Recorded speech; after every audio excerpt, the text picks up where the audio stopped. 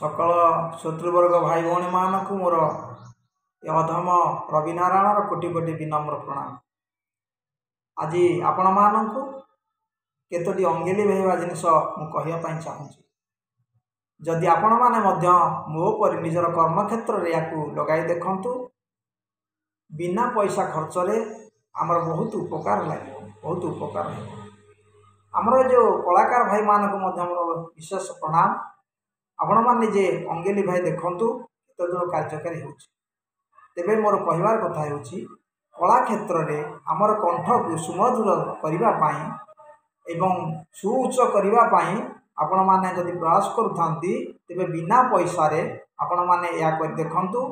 जदि करी निजे अंगेली भाई जानिबे तेबे देखिबे खूब शीघ्र आपणकर कंठस्वर अति सुंदर मधुर वीणातुल्य होई जे कि एते वर्धित हेबो जे कि गोटे कोश पर्यंत आपण मानकु से कंठस्वर शुभिबो।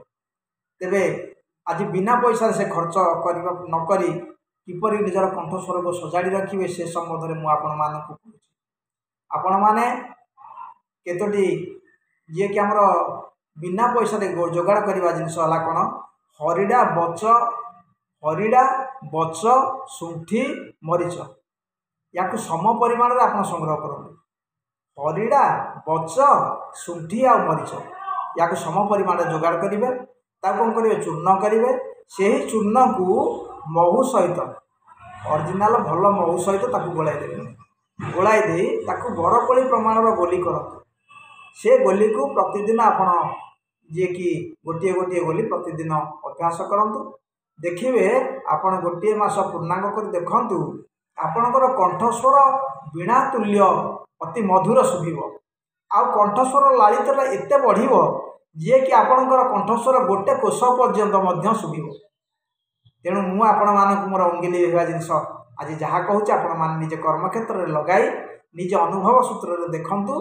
प्रकृत रे आमे हमर कर्ममय संसार मध्य किपरि बिना पैसा रे किपरि आमर उपकार हेबा संगे संगे ए जगतर उपकार हेबा समस्ते किपरि भलरे रहिबे जहाँ चाहूथिबा आमर कलाकार भाई मानकर कोन आम छोट पिला मानकर जे को उपकार लागिवो।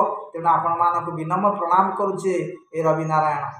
आपण माने या कर्म क्षेत्र में लगाई निजर कंठस्वर को वीणातुल्य सुंदर करने सहित मधुर करने सहित जे कि गोटे कोश पर्यंत तार राहा शब्द शुभिब। आपण माने या निजे कर्म क्षेत्र में लगाई देखंतु। एति कही पर अध्याय को आपण मानक पाखरे विनम्र प्रणाम करुछि। नमस्कार।